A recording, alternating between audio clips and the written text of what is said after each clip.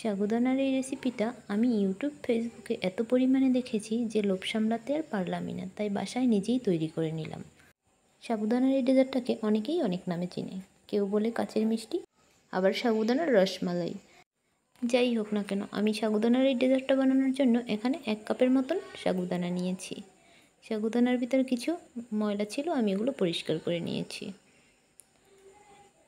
এবার আমি পানি দিয়ে ভালো করে ধুয়ে নেব। সাগুদানাগুলো ভালো করে ধুয়ে আমি 1 থেকে 2 ঘন্টার জন্য রেস্টে রেখে দেব। পানিটা ঝরিয়ে তারপর আমি রেস্টে রেখে দেব।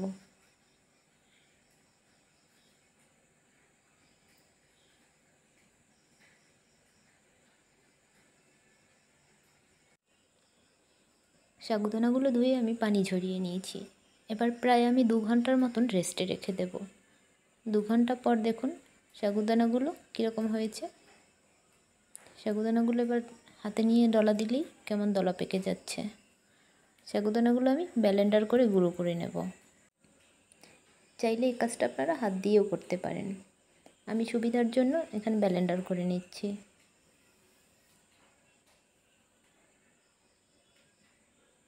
আমি ব্লেন্ডারে গুঁড়ো করে নিয়েছি।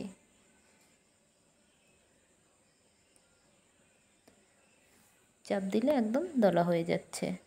একটু স্বাদ বাড়ানোর জন্য এখানে আমি গুঁড়ো দুধ অ্যাড করব। আমি গুঁড়ো দুধটা অ্যাড করছি শুধু একটু স্বাদ বাড়ানোর জন্য। আপনারা চাইলে দিতেও পারেন, আর যদি না ইচ্ছে করে দিবেন না। আর দিয়ে দেবো একটু বেকিং পাউডার। এখানে 1 চিমটির মতন আমি বেকিং পাউডার নিয়েছি। আর দিয়ে দেব একটু লবণ। মিষ্টি জিনিসে লবণ না হলে খেতে ভালো লাগে না। আর দিয়ে দেবো 1.5 চামচের মতন চিনি।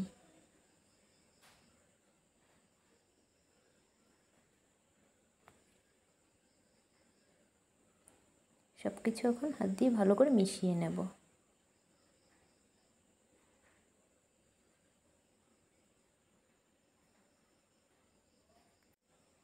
সাগুদানার ডোটা আমার কাছে একটু শক্ত লাগছে, তাই একটু পানি দিয়ে আরও নরম করব। অল্প একটু সামান্য পানি নিয়ে তারপর আমি ডোটাকে নরম করে নেব। আমি আবারও একটু পানি দিয়ে সাগুদানার ডোটাকে নরম করে নিচ্ছি।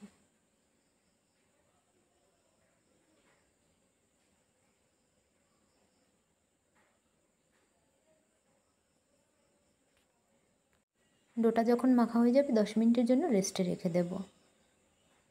এবার 2 হাতে একটু তেল লাগিয়ে তারপর আমি মিষ্টি শেপ দিয়ে নেব।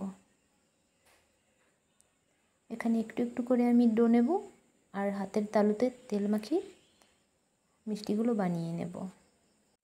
আপনারা চাইলে এটাকে চমচমে শেপও দিতে পারেন। আমি সবগুলো মিষ্টি গোল গোল করে বানিয়ে নিয়েছি।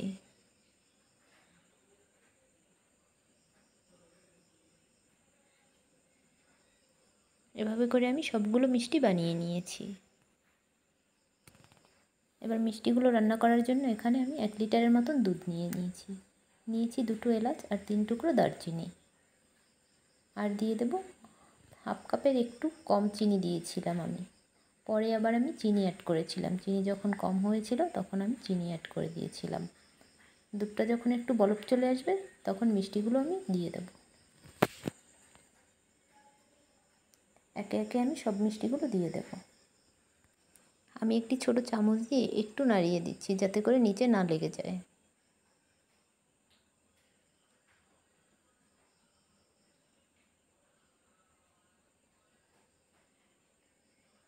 মিষ্টিগুলো যখন সেদ্ধ হয়েছে তখন একটু একটু করে ভেসে উঠছে। এখানে কিন্তু সবগুলো মিষ্টিই ভেসে উঠছে, হয়তো ভিডিওতে বোঝা যাচ্ছে না। ইউটিউব ফেসবুকে যখন আমি সাগুদানার এই ডেজার্টটা দেখেছিলাম তার লোভে পড়েই আমি ডেজার্টটা বানিয়েছিলাম। ভেবেছিলাম খেতে যেন কত মজা হবে। আসলে যখন বানিয়ে নিজে দেখলাম আসলে খেতে যতটা ভেবেছিলাম তেমন না। এটা খেতে একটু আঠালো টাইপের। আমি একবার বানিয়েছি, মনে হয় না আর দ্বিতীয়বার বানাবো। যখন এই মিষ্টিটা মুখে দিয়ে চাবাই মনে হয় যেন দাঁতের সাথে লেগে আছে। জানি না কেন মানুষ বলে যে এটা খেতে অনেক মজা, কিন্তু আমার কাছে তেমন মনে হয়নি। তাই আমি সত্যি কথাই বললাম। এরপর আপনারা এই রেসিপিটা বানাবেন কি না সেটা আপনাদের ইচ্ছে।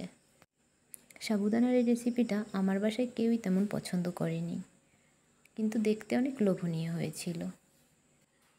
এর থেকে আমার কাছে মনে হয় সাগুদানাগুলো যদি দুধ চিনি দিয়ে আমি রান্না করতাম তবে এর থেকে বেশি মজা হতো। দেখতে লোভনীয় হলেই যে খেতে ভালো হবে তেমনটা নয়। আর আমি আপনাদেরকে সাজেস্ট করব এই রেসিপিটা বানিয়ে আপনারা আপনাদের টাকাগুলো নষ্ট করবেন না। এরপর যদি আপনাদের কাছে ভালো লেগে থাকে আপনারা বাসায় ট্রাই করে দেখতে পারেন।